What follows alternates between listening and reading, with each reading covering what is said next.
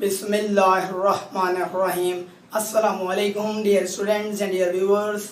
आज की वीडियो का ताल्लुक मुकम्मल तौर पर बीकॉम के स्टार्ट होने वाले पेपर से रिलेटेड है, क्योंकि सिर्फ एक हफ्ते के बाद पेपर्स आपके स्टार्ट होने वाले हैं। बीकॉम के students BCom part 1, BCom part 2, regular और एक्सटर्नल कैंडिडेट्स यानी कि जो प्राइवेट कैंडिडेट्स हैं उनके पेपर्स का आगाज़ कराची यूनिवर्सिटी के अंदर हो रहा है 15 जून सन 2021, यानी कि सिर्फ एक हफ्ते के अंदर अंदर आपके पेपर्स का आगाज़ हो जाएगा और एंड हो जाएंगे पेपर्स आपके 1 जुलाई सन 2021। इसका मतलब ये हुआ कि तकरीबन 17 दिन के अंदर आपके पेपर्स एंड हो जाएंगे। जो पेपर्स आपके फ्राइडे वाले दिन होंगे वो 2:30 बजे से 5:30 बजे तक टाइम है, और जो वीक डेज होते हैं, बकिया दिन जो होते हैं, उनमें आपके पेपर्स हैं 2 बजे से 5 बजे तक। स्टूडेंट्स, जिस हवाले से हम ये वीडियो आज बना रहे हैं वो बेसिकली हवाला ये है कि अगर आपको सही मायनों में बेहतर तौर पर अपना रिजल्ट प्रोड्यूस करना है तो इस वक्त आपके पास तन, मन और धन, 3 चीज़ों की आपको बाजी लगानी पड़ेगी। अगर आपने वो बाजी नहीं लगाई तो ये बात याद रखिएगा, 1, 2 नहीं बल्कि कई पेपर्स के अंदर खुदा न खास्ता रिजल्ट ख़राब आ सकता है। ये मैं आपको डरा नहीं रहा हूँ, सिर्फ बता रहा हूँ। अक्लमंद वो होता है जो दूसरे की नसीहत के ऊपर कान धरता है, और बेवकूफ़ वो होता है जो दूसरे की अच्छी बात नसीहत के अपने जूते की नोक के ऊपर रखता है। और जो लोग जूते की नोक के ऊपर दूसरे की अच्छी बातों को रखते हैं तो फिर ऐसे लोग खुद बजाते खुद जूते की नोक के ऊपर चले जाते हैं और मुआशरा उनको जूते की नोक पे रखता है। लिहाजा वो बंदा आपको इस वक्त इन्फॉर्म कर रहा है बीकॉम के हवाले से, जो कि खुद इसी लाइन से वाबस्ता है, उसने खुद भी बीकॉम किया है और आगे भी अल्हम्दुलिल्लाह कॉमर्स से रिलेटेड पढ़ाई जारी रखी है। ICMA का पार्टली क्वालिफाइड और MBA अल्हम्दुलिल्लाह मैंने फाइनेंस के अंदर किया हुआ है। लिहाजा जो मैं अर्ज़ करने जा रहा हूँ उसको बहुत तवज्जो से सुनने की कोशिश करें, इंशाल्लाह आपका ज़रूर भला होगा।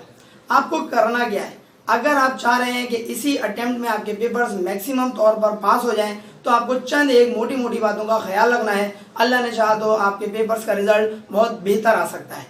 पहली बात तो ये है कि जो अकाउंटिंग रिलेटेड सब्जेक्ट्स हैं उसको आप रोज़ाना टाइम दें, रोज़ाना प्रैक्टिस करें। सारे के सारे कंसेप्ट जो आपने अब तक सीखे हैं, सारे के सारी बातें जो आपने अपने दिमाग में महफूज रखी हैं, उनको मुसलसल और रिवीजन जो है वो मुसलसल उनका करें।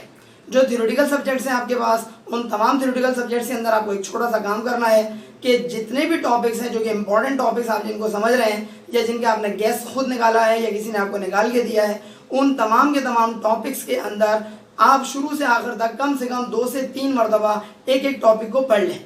जितनी हेडिंग्स हैं वो हेडिंग्स आपको अच्छी तरीके से याद होनी चाहिए, ताकि पेपर में हेडिंग्स जब आपको याद होंगी और अंदर का मटेरियल आपने एटलीस्ट 2 टाइम्स या 3 टाइम्स पढ़ा हुआ होगा, यकीन करें पेपर में आप लिख सकेंगे। एक बात हो गई। दूसरी बात यह है कि जो सवाल आपको पता है कि बहुत ही हद तक हर साल पूछे जाते हैं, उन सवालों को सबसे पहले आप उनको तैयार कर लें, सबसे पहले उनकी प्रैक्टिस कर लें। रोज़ाना जितने भी पेपर्स के आपका टाइम रह गया है, रोज़ाना की बेस के ऊपर उन चीज़ों को बार बार दोहराएं।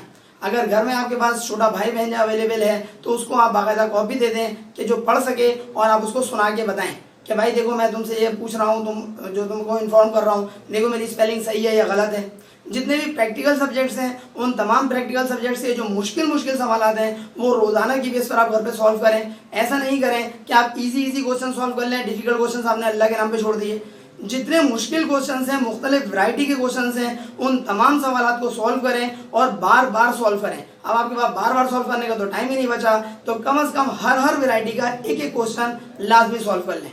दूसरे नंबर पे अनसॉल्व पेपर्स के अंदर जितनी ऐसी चीज़ें आपको नज़र आ रही हैं जो कंटिन्यूसली उसने पूछी हैं हर 2-2, 3-3 साल पर, लाजमी तौर पर उनकी प्रैक्टिस ज़रूर कर लीजिए। अकाउंटिंग के अंदर अगर आपने नंबर उठा लिए, स्टैट्स के सब्जेक्ट के अंदर नंबर उठा लिए, तो ओवरऑल आपका रिजल्ट भी इंशाल्लाह अच्छा आएगा। जहाँ तक आपके पास दूसरे सब्जेक्ट्स हैं, आपको पता है सिलेबस आपका रिड्यूस हो चुका है। बीकॉम पार्ट 1 और बीकॉम पार्ट 2 के तमाम सब्जेक्ट्स के जो रिड्यूस सिलेबस है उससे रिलेटेड इसी चैनल सर अली अहमद के ऊपर हमने वीडियोस अपलोड की हुई हैं। अगर आप चाहें तो उनसे फ़ायदा उठा सकते हैं। ये देख सकते हैं कौन कौन से टॉपिक्स जो हैं वो आपके रिड्यूस सिलेबस में मौजूद हैं और कौन से टॉपिक्स आपके मौजूद नहीं हैं। काइंडली उनको ज़रूर देखें अगर आपके इल्म में वो नहीं है तो।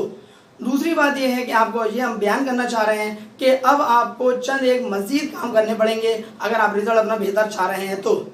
जितनी भी आपकी दूसरी एक्टिविटीज़ हैं, जैसे फेसबुक है, इंस्टाग्राम है, व्हाट्सअप वगैरह यूज़ करना है, इसको बिल्कुल ज़ीरो कर दें। अगर आपने ज़ीरो नहीं किया तो बात याद रखिएगा, नंबर खुदा न खास्ता ज़ीरो ना आ जाए। लिहाजा आपको लाजमी तौर पे ज़ीरो करना पड़ेगा। जो मेल स्टूडेंट्स हैं उनको एक छोटा सा मशवरा कि वो गली मोहल्ले के अंदर 2-2 घंटे 1-1 घंटा जो बैठने की बैठकों का उनका सिलसिला होता है उसको रिड्यूस करके ज़ीरो कर दें। जो फीमेल स्टूडेंट्स हैं उनको छोटा सा मशवरा है कि जो ड्रामा देखती रहती हैं या जो डाइजेस्ट पढ़ती रहती हैं या जो आना जाना उनका रहता है या वो अगर मैरिड हैं तो अपने ससुराल से जो उनके मैके जाने का सिलसिला होता है, इन तमाम चीज़ों को आपको रिड्यूस करना पड़ेगा, ज़ीरो करना पड़ेगा। अगर आपने ज़ीरो नहीं किया तो बात याद रखिएगा रिज़ल्ट ज़ीरो आ सकता है। दूसरी बात यह है कि आपको ये देखना है, ये सोचना है, जो बहुत इंपॉर्टेंट पॉइंट है कि आपको इसी अटेम्प्ट में पेपर पास करना है। अगर आपने ये सोच के तैयारी की तो यकीन करें आपका नफ्सियाती हमला आप करेंगे बीकॉम के एग्जामिनेशन के ऊपर। और अगर आपने ये सोचा कि यार बीकॉम का तो रिजल्ट ही ख़राब आता है तो बीकॉम का ख़राब नतीजा जिम्मेदार कौन, इस हवाले से भी हमने अल्हम्दुलिल्लाह एक वीडियो बनाई हुई है, देखिएगा। लेकिन पेपर्स के बाद बहुत मज़ेदार वीडियो इसी चैनल के ऊपर अपलोड की थी। कहने का मकसद ये हुआ कि आपको अपने आप को बेहतर अगर करना चाह रहे हैं तो लाजमी तौर पर इसी अटेम्प्ट में आपको पेपर्स पास करने हैं।